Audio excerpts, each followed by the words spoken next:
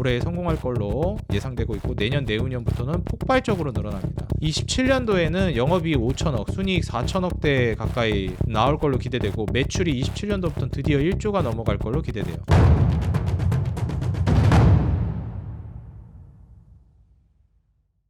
네, 반갑습니다. 주식장인 유튜브 구독자 여러분들, 주식장인입니다. 최근에 이 탄핵 국면이 계속해서 이제 얘기가 나오고 있는 상황이고, 그리고 계엄령 이후에 시장 자체가 정말 많이 흔들리고 있습니다. 그래서 여기에서 이제 시장 상황 자체가 저는 여기에서 아직 끝났다라고 보지는 않거든요. 그래서 향후 한국 증시를 좀 어떻게 바라봐야 될지, 그리고 여기에서 우리가 좀 기회를 어떻게 잡아야 될지 오늘 영상을 통해서 우리 구독자 여러분들과 같이 한번 잡아보려고 합니다. 잘 따라오셔가지고 지금 현 상황 잘 대처해 나가시기 바라겠습니다. 자, 그럼 본격적으로 시작해 보도록 하겠습니다. 자, 일단 우리가 첫 번째로 좀 봐야 될 만한, 포커스로 좀 이제 우리가 생각해 봐야 될 만한 부분은 역시 저는 이제 자금 이탈이 좀 벌어지고 있다는 그런 부분인 것 같아요. 지금 보시게 되면은 지수 자체도 이 엔캐리 트레이드로 무너졌던 가격대 부근까지 지수가 무너지기 시작했고요. 결국 이제 2400선이 한 차례 또 이제 깨지기도 했습니다. 저는 이제 여기를 심리적 지지선으로 이제 설정을 해놓고 2400선이 만약에 이제 무너지게 되면은 그대로 급락성 하락이 나올 가능성이 꽤 있다라고 보고 있어요.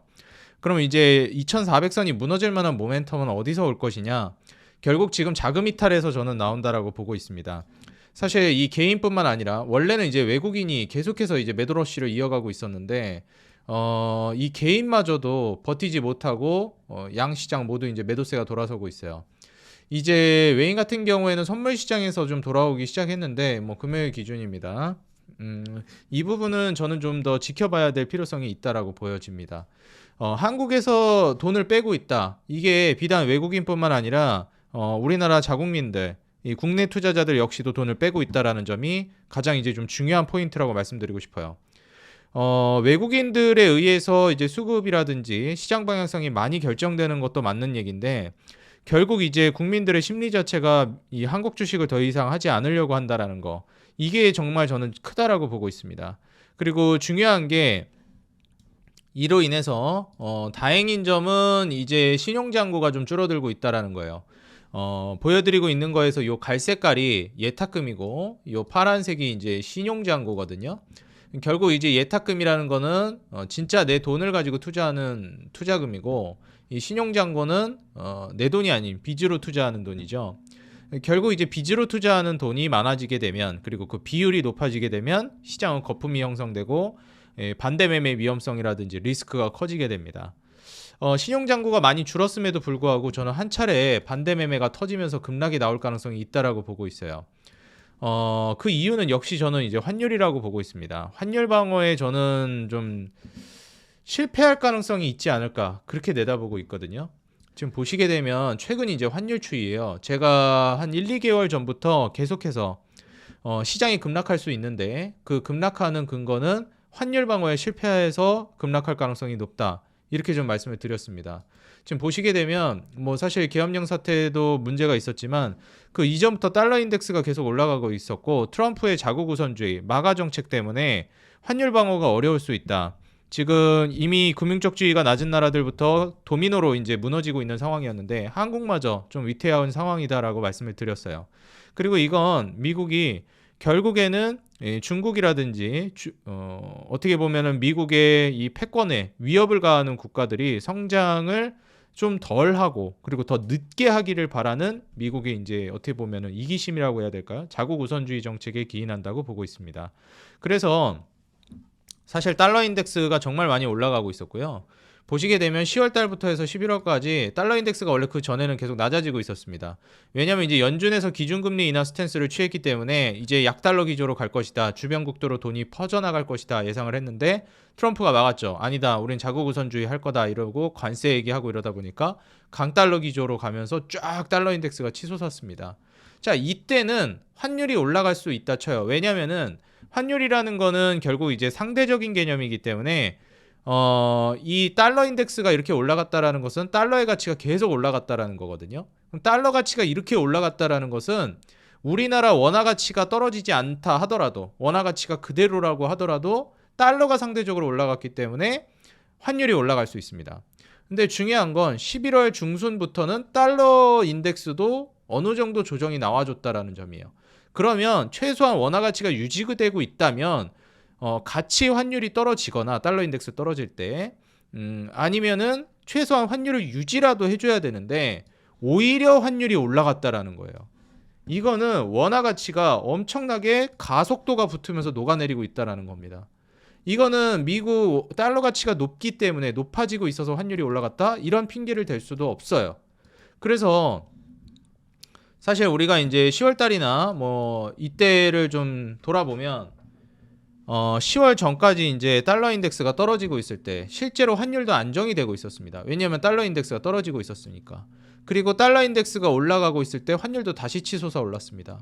이건 이제 뭐 달러 인덱스 영향을 따라서 움직였다고 하는데 최근에 이 환율 신고가를 뚫어주는 움직임 1,400원을 뚫고 1,424원까지 올라가는 움직임은 사실상 강달러의 영향이 아니라는 거죠. 오히려 이렇게 떨어졌어야 정상인데 반대로 올라갔다라는 건 원화 가치가 엄청나게 녹아내렸다는 것이고 이거는 바꿔 말하면 환율이 방어가 안 되고 있다라고 보는 게 맞습니다. 지금 환율을 방어하기 위해서 외환보유고를 계속해서 좀 쓰고 있는 상황인데요. 이 외환보유고라는 게 사실 우리나라는 뭐 서프라임 모기지도 겪었고 그 다음에 IMF 사태도 겪었기 때문에 이 정도 리스크를 이제 감당할 수 있을 만큼 외환보유고를 축적하고 있는 건 사실입니다. 근데 항상 우리가 매번 얘기하는 게 뉴노멀이라고 얘기하잖아요. 결국 우리가 1,400원대 혹은 뭐 많이 얘기해서 1,450원을 산정해가지고 방어를 하려고 준비를 해놨다라고 하면 이게 방어가 안 되고 만약에 이제 뭐 1,500원대로 가게 되면은 방어가 안 될 수도 있는 거예요, 사실.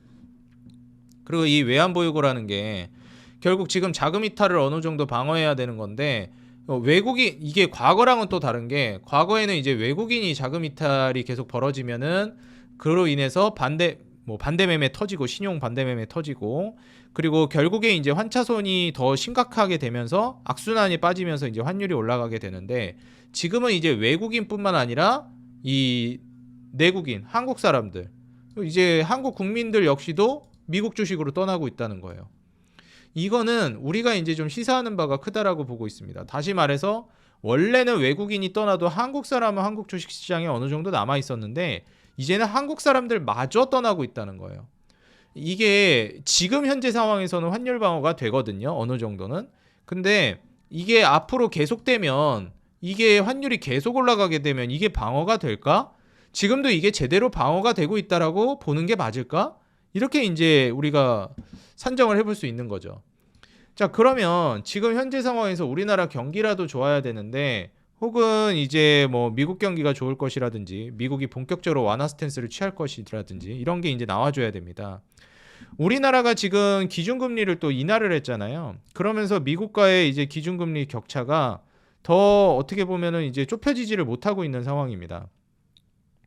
원래 이제 우리나라 같이 금융적 지위가 미국보다 상대적으로 낮은 나라는 미국보다 기준금리가 높아야 됩니다. 왜냐하면 금리가 더 높아야지 한국에 투자하지 그러지도 않은데 뭐하러 투자하겠어요? 미국으로 가는 거예요. 그리고 우리나라의 성장성이 그만큼 받쳐주면 뭐 조금 기준금리가 상대적으로 낮아도 투자를 하겠는데 성장성이 미국보다 뭐 엄청 좋다? 이것도 아니잖아요. 오히려 뒤처지면 모를까. 그래서 우리나라는 지금 물가 안정에 성공한 거 말고는 성공한 게 없습니다, 사실상. 그리고 사실 주택시장을 생각하면 물가 안정을 정말 제대로 했다라고 볼 수 있을까? 이것도 미지수라는 거죠.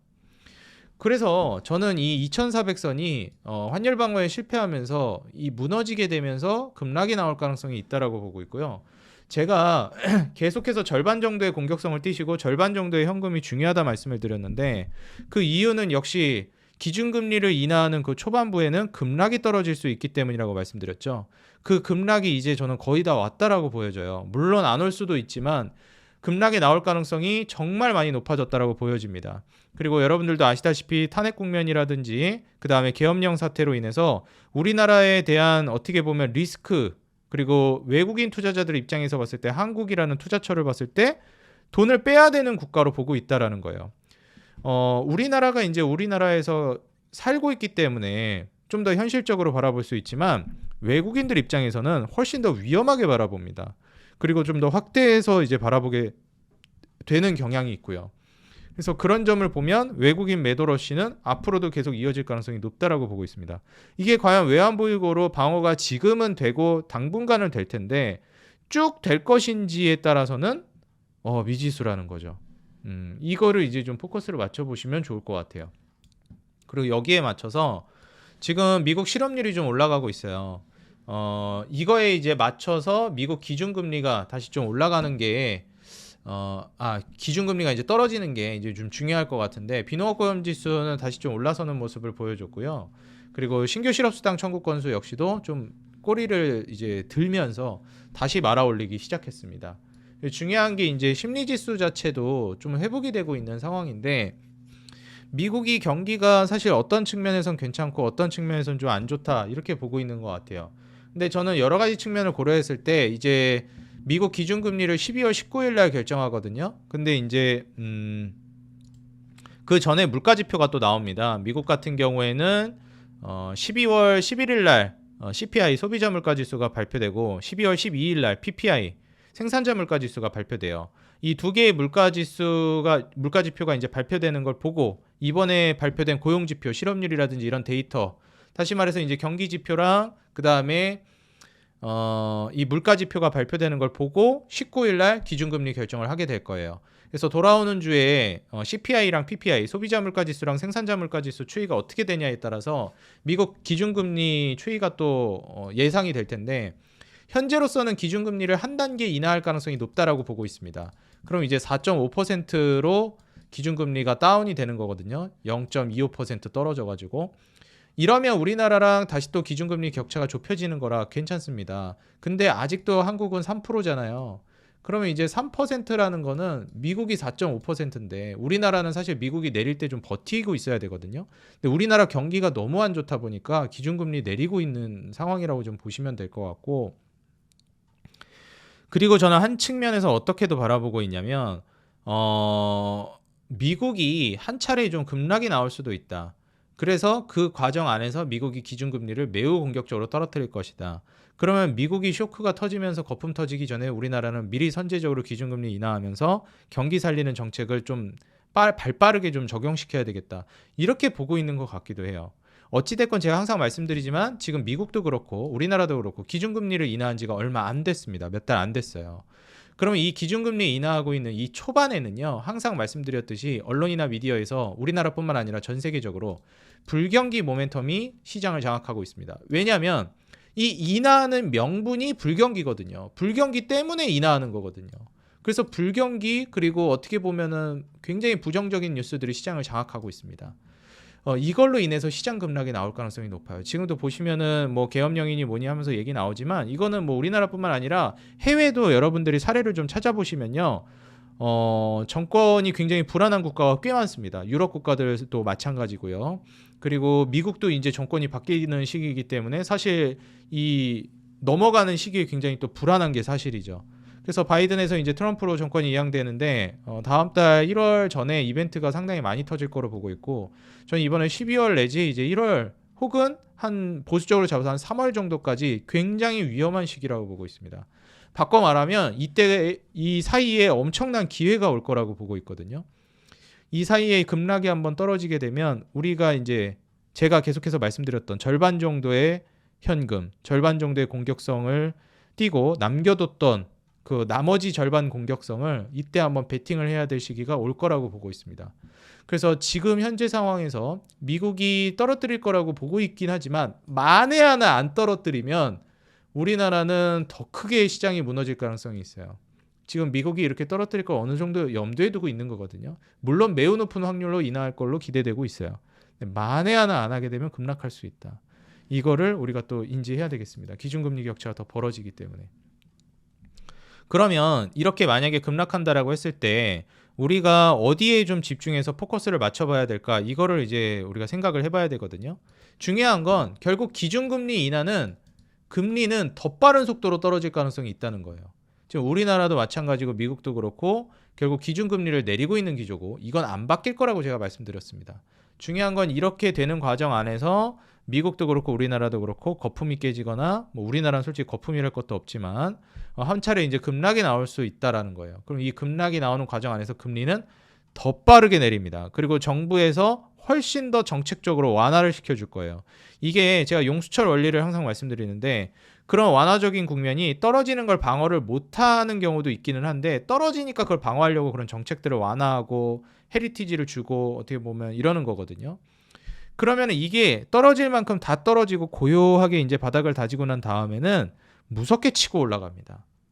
그래서 사실상 기준금리 인하 속도는 더 빨라질 가능성을 우리가 이제 생각해 봤을 때는 결국 기준금리 인하 수혜주를 봐야 되는 건데 역시 거기에서 1순위는 저는 제약바이오라고 보고 있어요.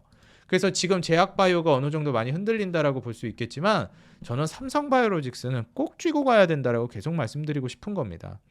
삼성바이오로직스는 사실 국내나 이제 미국이나 여러 가지로 좀 흔들릴 수야 있겠지만 트럼프 정권 들어서게 되면은 뭐 계속 말씀드렸죠. 생물보안법 관련해서 CDMO 우시의 물량을 이양받게 되면서 반사 이익을 볼 텐데 그게 이제 삼성바이오로직스가 될 거라는 거죠. 그럼 이제 CDMO 수혜도 볼 뿐만 아니라 트럼프의 이제 약가 인하 정책도 결국 바이오시밀러 육성을 통해서 경쟁을 통해 약가 인하를 하겠다는 거기 때문에 바이오시밀러 육성의 수혜를 볼 수 있을 만한 삼성바이오로직스 자회사 100% 자회사 삼성바이오에피스 여기에서 또 이제 같이 수혜를 볼 수 있는 거죠. 그래서 삼성바이오로직스는 미국의 이제 바이오시밀러와 CDMO 육성 정책에 따라서 뭐 CDMO는 육성 정책이라고 보기는 어렵지만 어찌됐건 거기 이제 수혜를 같이 보면서 동반 수혜를 볼 것이다. 그럼 이제 삼성바이오로직스 같은 경우에는 이미 매출이나 영업이익, 순이익도 굉장히 크게 성장을 하고 있고 내년, 내후년까지 성장세는 저는 이어질 거라고 보고 있습니다. 사실 이 증시 방향성 자체가 불안한 거지 삼성바이오로직스라는 기업을 놓고 보면 여전히 잘하고 있고 앞으로도 잘할 걸로 기대되는 기업입니다. 그리고 마진율 역시도 30%대 그리고 20% 후반 중후반 정도까지 넘어갈 걸로 기대되기 때문에 2027년도에는 이제 영업이익 2조가 넘어갈 걸로 기대되잖아요. 이런 기업은 이 포트폴리오의 안정성을 부여해주는 굉장히 탄탄한 종목이라고 보기 때문에 저는 삼성바이오로직스를 구심점으로 해서 다른 제약바이오를 조금씩 첨가해 나가는 거를 보시는 게 어떨까 그렇게 좀 말씀드리고 싶고 사실 PER이 높은 거 아니냐 볼 수 있겠지만 저는 그다지 높다라고 보진 않아요. 뭐 2조 영업이익을 생각하면은 충분히 더 갈 수 있다라고도 생각하고 있고 마진율 자체가 이제 30%, 24%막 이렇게 가고 있는 기업이기 때문에 충분히 신고가 영역에서 추가적으로 상승 랠리를 보여줄 거라고 보고 있습니다.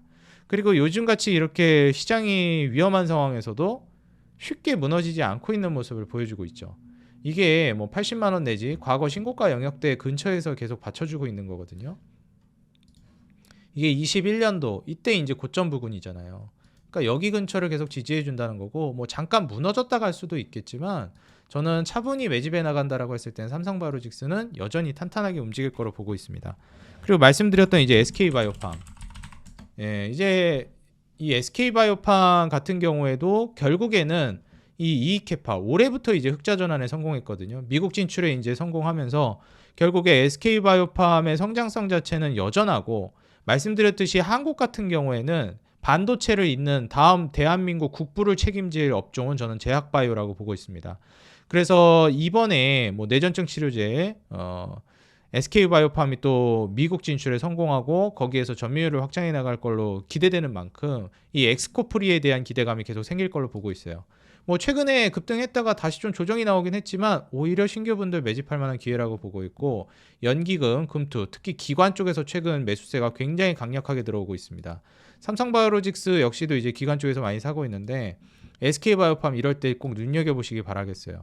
지금 매출 늘어나고 영업이익 순위 흑자 전환 올해 성공할 걸로 예상되고 있고 내년 내후년부터는 폭발적으로 늘어납니다. 27년도에는 영업이익 5천억, 순이익 4천억대 가까이 나올 걸로 기대되고 매출이 27년도부터 드디어 1조가 넘어갈 걸로 기대돼요. 이게 무서운 건 뭐냐면 마진율이 정말 괴물 같다라는 겁니다. 35%, 30% 정도의 영업이익률과 순이익률이 내후년에 기대된다는 거예요. 이게 단순히 매출, 영업이익, 순이익이 늘어나는 게 아니라 삼성바이오로직스는 사실 매출이나 영업이익, 순이익 이 외형 확장은 계속 되고 있는데 제가 질적 성장도 중요하다고 말씀드렸잖아요. 이 마진율은 크게 올라가질 않고 있거든요. 근데 지금 SK바이오팜은 마진율도 엄청 빠르게 올라가고 있다라는 겁니다. 이 27년도 가게 되면은 마진율도 더 올라갈 거고, 사실 26년도에 PER 29배, 27년도 PER 25배 아래로 떨어질 걸로 기대되는데, 이 정도면은 사실 제약바이오 쪽에서도 엄청난 저평가라고 보고 있어요. 제가 계속 강조드리는 게 SK바이오팜이랑 삼성바이오로직스, 사실 SK랑 삼성이 반도체에서 쌍두마차였잖아요. 이제 제약바이오에서도 SK바이오팜과 삼성바이오로직스가 쌍두마차가 될 가능성이 굉장히 높다라고 보고 있습니다. 이걸 기반으로 해서 포트폴리오를 구축해 나가시는 게 좋을 것 같아요. 여기서 추가해볼 만한 우량주는 역시 뭐 셀트리온 같은 바이오시밀러 종목인 거고요. 이제 합병을 계속해서 진행해 나가고 있기 때문에 이후 흐름을 좀 지켜봐야 되겠습니다. 그리고 제가 이제 좀 곁들일 만한 종목, 여기에 조미료처럼 삼성바이오로직스나 SK바이오팜, 뭐 더 보자면 셀트리온, 이 정도를 주축으로 보고 특히 삼성바이오로직스, SK바이오팜을 주축으로 보시라. 그리고 여기에 이제 곁들일 만한 종목으로 제가 이제 뭐 HK이노엔이라든지 그 다음에 녹십자, HK이노엔은 요즘 너무 많이 떨어졌는데 그 다음 녹십자 웰빙, 그리고 동아ST, 한올바이오파마, 이런 종목들을 이제 조미료 곁들이듯이 곁들이시는 게 좋다, 이렇게 말씀을 드렸습니다. 근데 보시면 아시겠지만 변동성이 너무 크죠. 떨어질 때 너무 많이 떨어지고. 근데 삼성바이오로직스나 이런 종목들은 훨씬 더 안정감이 있습니다. 그리고 이런 종목들도 저는 다 괜찮다라고 보고 있어요. 제약바이오 다시 이제 또 수급 들어오면서 올라갈 거라고 봅니다. 근데 중요한 건 이제 여기에서 이런 종목들은 리스크나 변동성이 크니까 소액으로만 보시라는 거예요. 주축은 삼바랑 SK바이오팜을 주축으로 보시고. 그리고 역시 빠질 수 없는 게 이제 알테오젠이랑 리가캠인데, 이거는 이제 앞으로도 대장주가 될 가능성이 높습니다. 그래서 알테오젠이나 리가캠은 소액이라도 들어가시는 게 좋아요. 근데 많이 들어갈 때는 아니라는 거죠. 우리가 이제 제약바이오 업계가 앞으로 나아가는 데 있어서 지금 혁신을 꾀하고 있는 게 전 세계적으로 보더라도 결국에는 이제 플랫폼 기업들이 장악을 해나갈 거란 말이에요. 그런 관점에서 있어서 이제 플랫폼 3대장이라고 불리는 알테오젠, 리가캠, ABL 바이오, 이런 종목들은 다시금 이제 치고 갈 가능성이 굉장히 높습니다. 특히나 이제 ABL 바이오보다도 또 이제 저는 리가캠이 좀 더 대장에 가깝다고 보기 때문에 리가캠이랑 알테오젠을 보는 게 좋겠고, 그 중에서도 알테오젠을 원탑으로 꼽고 있습니다. 그래서 사실 이제 알테오젠 같은 경우에는 제가 말씀드렸듯이 시장 급락이 한번 나올 수도 있기도 하고 20만 원 내지 25만 원 요 구간까지 한번 떨어질 가능성이 있다라고 계속 말씀드려 왔습니다. 그래서 요 구간에 오게 되면 이제 본격적으로 다지고 반등하는 시점에서 본격적인 매수를 들어가는 게 좋을 것 같고, 아직은 소액으로만 매수를 하는 게 좋을 것 같아요. 그리고 알테오젠은 결국 이제 최종적으로 저는 100만 원 정도를 본다라고 말씀드렸던 만큼 100만 원을 내다본다라고 했을 때 20만 원 내지 25만 원 가격대가 굉장히 큰 기회가 될 수 있을 만한 구간이다. 만약에 시장이 안 무너지면 좋겠지만 무너지게 된다면 이 구간을 우리가 반드시 집중해서 살펴봐야 되겠다 말씀을 드리면서, 사실 제가 가장 이제 우호적으로 바라보고 있는, 주목해서 바라보고 있는 건 삼성바이오로직스, 알테오젠, SK바이오팜, 그리고 뭐 리가캠바이오, 이런 종목들인 것 같아요. 세 개만 꼽아봐라 하면은 셀트리온도 물론 좋고 이제 리가캠 좋고 유한양행도 정말 좋고, 그런데 저는 삼성바이오로직스, SK바이오팜, 알테오젠을 지금 제약바이오에서 가장 주목하고 있는 세 개 종목입니다. 그래서 이 세 개 종목은 우리 구독자 여러분들도 소액이라도 꼭 담아 보시면서 시장이 무너지게 되면 본격적으로, 그리고 기준금리 인하가 또 이번 달에 미국이 할지 안 할지는 지켜봐야 되겠지만 기준금리 인하가 계속 되기는 할 겁니다. 그 과정 안에서 주가에 휘둘리지 마시고 기준금리 인하의 수혜를 받는 제약바이오, 그 중에서도 제가 탑픽으로 보고 있는 삼바나 SK바이오팜, 알테오젠은 계속해서 담아나가되, 삼바랑 SK바이오팜은 지금부터 주축으로 담아나가고 알테오젠 같은 경우는 소액으로만, 그리고 한 번 더 무너지면 그때 본격적으로, 이렇게 이제 진행하시는 게 좋을 것 같다 이제 말씀을 드리면서요. 오늘 영상 제가 제약바이오 시장 흔들리는 와중에 기회가 있을 것이다, 다시 한번 좀 강조를 드리겠습니다. 이런 기회를 여러분들과 이제 같이 잡아보기 위해서 제가 앞으로 좀 주도해가지고 여러분들께 도움이 될 만한 이 주도 업종, 2025년 새해가 밝아오면서 시장이 급락하고 이 창조적 파괴가 있은 이후 다시 한번 대시세가 나올 때 우리를 부의 추월차선에 올려줄 만한 업종과 종목은 무엇이 있을지 제가 자료를 이제 만들어서 여러분들께 제공해 드릴 겁니다. 2025년 주도 업종 제가 리포트를 만들었고요. 여기 이제 각 업종별로 제가 기대되는 종목들까지 준비를 해왔습니다. 여기 이제 쭉 제가 이제 올려놨는데 한번 오셔가지고 보시면 좋을 것 같고요. 하단 더보기란에 이제 텔레그램방 링크를 남겨놨습니다. 거기 오시면은 요거 올려드릴 거고, 이거는 아무래도 이제 종목이 구체적으로 올라와 있기 때문에 제가 주말 동안에만 업로드하고 이제 다시 없앨 거예요. 그러니까 주말 동안에 오셔가지고 바로바로 받아가시기 바라겠습니다. 주말 이후에는 제가 이제 요거 업로드한 걸 삭제할 거라 주말 내에 오셔서 받아가시면 좋겠어요. 이 영상도 이제 토요일 날에 올라가게 될 거거든요. 그렇게 좀 말씀드리겠습니다. 그리고 이제 아직 여러분들 구독 안 눌러주신 분들은요, 앞으로도 여러분들과 같이 소통하면서 계속해서 여러분들이 어떻게 매매 방향성을 가져가야 될지 잡아드리겠습니다. 구독 버튼 눌러주시고 알람, 그리고 좋아요, 여러분들 응원 댓글 짧게나마 한 줄 달아주시는 거 너무 큰 힘이 되고 있습니다. 응원 댓글 달아주시면 진심으로 감사하겠습니다. 저는 다음 영상에서 다시 인사드리도록 하겠습니다. 항상 우리 개인 투자자 여러분들의 수익 그 하나만을 위해 여러분들이 돈을 벌어야 제가 돈을 번다는 모토로 정진해 나가도록 하겠습니다. 지금까지 주식장인이었습니다. 감사합니다. 행복한 하루 되세요.